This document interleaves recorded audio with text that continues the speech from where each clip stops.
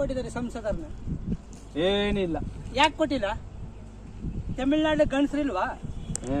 ಹಾ, ನಮಗೆ ಅಷ್ಟು ಪೊಲಿಟಿಕಲ್ ತಿಳಿದಪ್ಪ.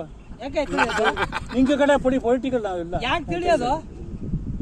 ಇಲ್ಲ, ನೀವು ಕರ್ನಾಟಕದಲ್ಲಿ 22 ಕೊಟ್ಟಿದ್ರಿ ಲಾಸ್ಟ್ ಟೈಮ್, 17 ತನಕ ಕೊಟ್ಟಿದ್ರಿ. 25 ಕೊಟ್ಟಿದ್ನ ಹೋದ್ ಸಾರಿ, 25 ಬಿಜೆಪಿಗ, ಬಿಜೆಪಿ 25 ಎಂಪಿನ. ಈಗ ಬಿಟ್ಟಿ ಭಾಗದಲ್ಲಿ 17 ಕೊಟ್ಟಿವಿ. ನೀವು ಏನಿಲ್ಲದೆ 1 ಕೊಟ್ಟಿಲ್ಲ, ತಪ್ಪು ತಾನೆ ನಿಮ್ದು? ಕರೆಕ್ಟ್.